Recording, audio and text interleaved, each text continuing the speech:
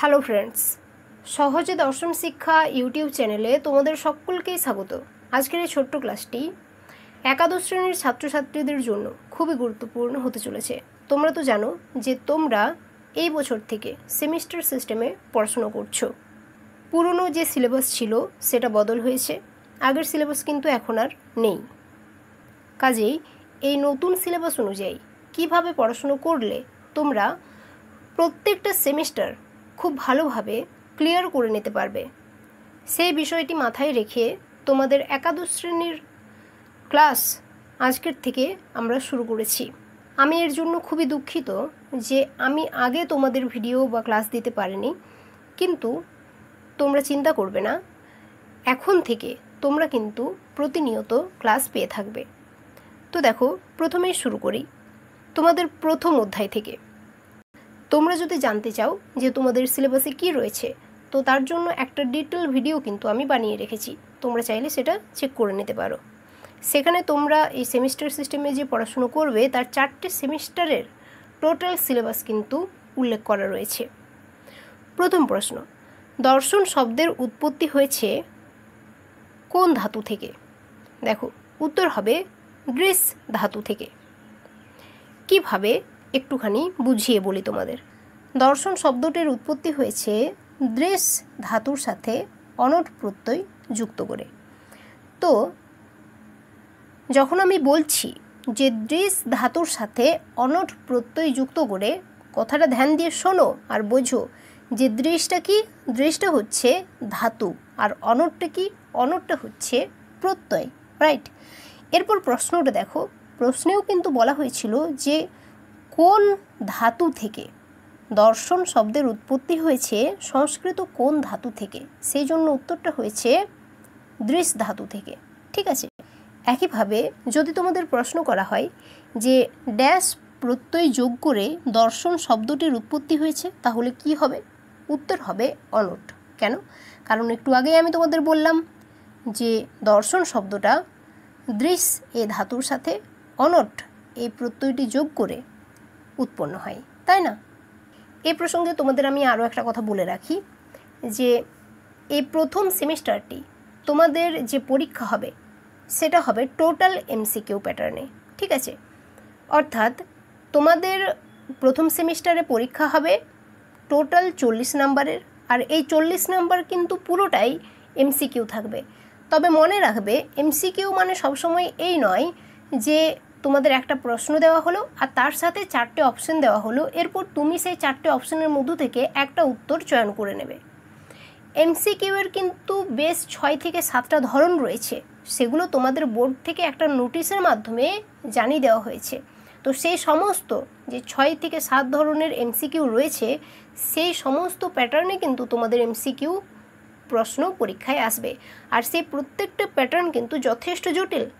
তোমরা তো তার মধ্য থেকে কয়েকটা বিষয়ই জানো, যেমন হয়তো একটা প্রশ্ন আছে, তার 4টে অপশন আছে, তোমরা সেটা করে নিতে পারবে। ঠিক আছে, একইভাবে শূন্যস্থান পূরণ থাকলেও তোমরা করে নিতে পারবে। কয়েকটা প্যাটার্ন তোমরা পারবে, কিন্তু বেশ কিছু প্যাটার্ন আছে যেগুলো কিন্তু তোমরা পারবে না যদি অভ্যাস না করো। তো আমাদের ক্লাসের সাথে অবশ্যই তুমি রেগুলার যুক্ত থেকো, তাহলে তুমি বুঝতে পারবে সে প্রত্যেকটা প্যাটার্ন ধরে ধরে কিন্তু তোমাদের প্রশ্ন উত্তর অভ্যাস করাবো আমরা। ঠিক আছে, পরের প্রশ্ন, দর্শন শব্দটির ব্যুৎপত্তি হয়েছে কোথা থেকে? দেখো, প্রশ্নটা এভাবেও ঘুরিয়ে আসতে পারে, তো উত্তর হবে দৃশ ধাতুর সাথে অনট প্রত্যয় যুক্ত করে। নেক্সট, দর্শন শব্দের অর্থ কী? আমরা তো এতক্ষণ জানলাম যে দৃশ ধাতুর সাথে অনট প্রত্যয়টা যুক্ত করে দর্শন শব্দটার উৎপত্তি হয়েছে, কিন্তু দর্শন বলতে কি বোঝায়? দর্শন বলতে বোঝায় সত্য বা তত্ত্বকে দেখা বা উপলব্ধি করা। এই যে দৃশ ধাতুটা রয়েছে, এর অর্থ হচ্ছে দেখা। তাহলে দৃশ মানে যদি দেখা হয়, স্বাভাবিকভাবেই দর্শন বলতে আমরা কি বুঝি? দেখাকে বুঝি, কিন্তু কাকে দেখা? সেটা হবে সত্য বা তত্ত্বকে দেখা বা উপলব্ধি করা। ঠিক আছে, পরের প্রশ্ন, গ্রিক ফিলোস শব্দের অর্থ কী? ফিলোসফি এই ইংরেজি শব্দটার প্রতিশব্দ হিসেবে আমরা বাংলা দর্শন কথাটা ব্যবহার করি, তাই তো? এরপর দর্শন শব্দটার যেমন আলাদা একটা অর্থ তুমি দেখলে যে দর্শন শব্দটার উৎপত্তি কিভাবে ঘটেছে, দৃশ ধাতুর সাথে অনট প্রত্যয় যুক্ত করে দর্শন শব্দটার উৎপত্তি ঘটেছে, তার একটা আলাদা অর্থও রয়েছে। একইভাবে এই যে ইংরেজি প্রতিশব্দ ফিলসফি, ফিলসফি শব্দটারও কিন্তু আবার আলাদা একটা উৎপত্তি রয়েছে, আর সেই উৎপত্তিগত অর্থও কিন্তু আলাদা। এই ইংরেজি প্রতিশব্দ ফিলসফি, এই শব্দটির উৎপত্তি হয়েছে দুটি গ্রিক শব্দ থেকে, একটা হচ্ছে ফিলোজ আর একটা হচ্ছে সোফিয়া। ফিলোজ কথাটার অর্থ কী? ফিলোজ কথাটার অর্থ হচ্ছে অনুরাগ, আর সোফিয়া কথাটির অর্থ কী?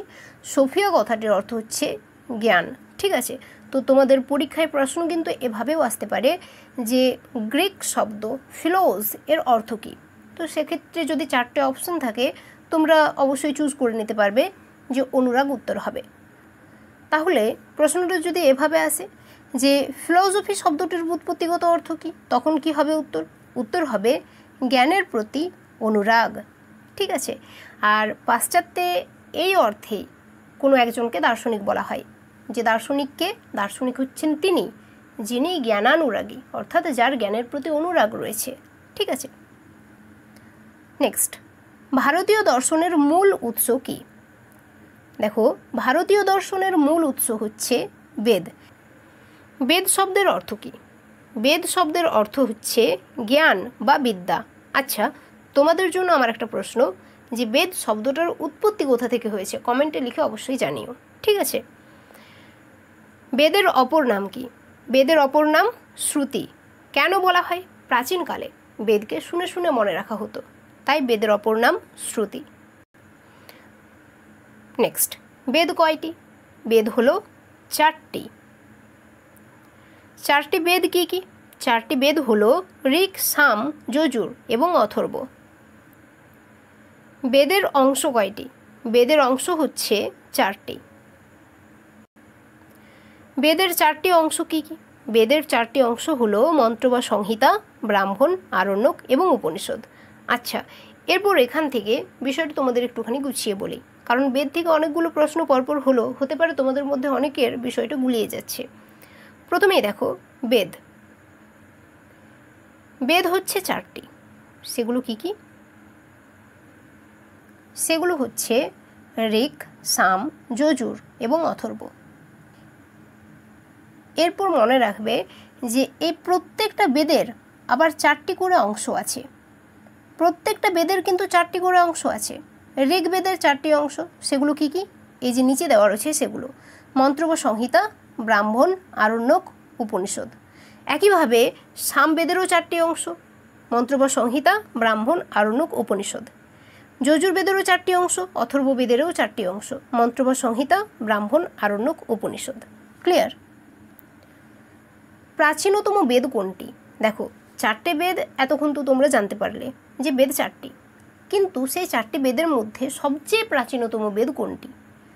ঋগ্বেদ। নেক্সট, অপৌরুষেয় বলা হয় কাকে? অপৌরুষেয় বলা হয় বেদকে। বেদকে অপৌরুষেয় বলা হয়। বেদকে 4 ভাগে ভাগ করেন কে? দেখো, বেদকে 4 ভাগে ভাগ করেছেন, তোমরা নামটা মনে রাখবে, এটা কিন্তু খুবই গুরুত্বপূর্ণ প্রশ্ন একটা। ঠিক আছে, মহর্ষি কৃষ্ণ দ্বৈপায়ন বা ব্যাসদেব, বা এনাকে আমরা বেদ ব্যাসও বলে থাকি। ঠিক আছে, যেহেতু বেদের ভাগ করেছিলেন সেই জন্য এনাকে বেদ ব্যাসও বলা হয়। নেক্সট, শিক্ষা, কল্প, ব্যাকরণ, নিরুক্ত, ছন্দ এবং জ্যোতিষ এগুলিকে বলা হয় বেদাঙ্গ। তোমরা বেদ যেখানেই পড়বে বইয়ে তার কাছেই দেখবে বেদাঙ্গেরও উল্লেখ থাকে। 6টি বেদাঙ্গ রয়েছে। সেগুলো কি কি? সেগুলো হচ্ছে শিক্ষা, কল্প, ব্যাকরণ, নিরুক্ত, ছন্দ এবং জ্যোতিষ। মনে রাখবে, এগুলোর মধ্য থেকেও কিন্তু পরীক্ষায় প্রশ্ন আসে। আর এগুলো তোমরা কিভাবে মনে রাখবে? এই যে 4টি বেদ, বেদের 4টি অংশ, এছাড়াও এই যে 6টি বেদাঙ্গ, এগুলো সিরিয়াল অনুযায়ী অর্থাৎ ক্রম অনুযায়ী কিন্তু মনে রাখবে, ঠিক যেভাবে এখানে সাজানো রয়েছে। কারণ এখান থেকেও কিন্তু কখনো কখনো প্রশ্ন তুলে ধরা হয় যে সঠিক ক্রমটি লেখো, তো সেক্ষেত্রে তোমরা কিন্তু ভুল করে আসতে পারো নইলে। ভারতীয় দর্শনকে কয় ভাগে ভাগ করা হয়? ভারতীয় দর্শনকে 2টি ভাগে ভাগ করা হয়। সেই 2টি ভাগ কি কি? ভারতীয় দর্শনের 2টি ভাগ কি কি? সেগুলি হলো আস্তিক ও নাস্তিক। ভারতীয় দর্শনে আস্তিক কাদের বলা হয়? যারা বেদের প্রামাণ্যে বিশ্বাসী তাদের আস্তিক বলা হয়। আর ভারতীয় দর্শনে নাস্তিক কাদের বলা হয়? ভারতীয় দর্শনে নাস্তিক বলা হয় যারা বেদের প্রামাণ্যে অবিশ্বাসী তাদের। অবশ্যই তোমাদের ফিলসফি বা দর্শনের আলাদা একটা খাতা বানিয়েও সেই খাতায় তোমরা এই প্রশ্নগুলো প্রত্যেকটাই লিখে লিখে অভ্যাস করবে। পরবর্তী ক্লাসে তোমাদের আরও 20 থেকে 22টি প্রশ্নোত্তর অভ্যাস করাবো এবং তার ব্যাখ্যা সহ তোমাদের বুঝিয়েও দেবো, যাতে করে তোমাদের সেগুলো নিয়ে পরবর্তীকালে কোনো অসুবিধা না হয়। আজকের ক্লাসটি এখানেই থাক। তোমরা সবাই ভালো থেকো, ভালোভাবে পড়াশোনা করো। তোমার যদি এই ক্লাসটি ভালো লেগেছে তো অবশ্যই ক্লাসটিকে একটি লাইক দিও, চ্যানেলটিকে সাবস্ক্রাইব করে নিও, আর হ্যাঁ, তোমার যারা ফ্রেন্ডস রয়েছে তাদের সাথে ভিডিওটি অবশ্যই শেয়ার করো। থ্যাংক ইউ সো মাচ ক্লাসটি শেষ পর্যন্ত দেখার জন্য।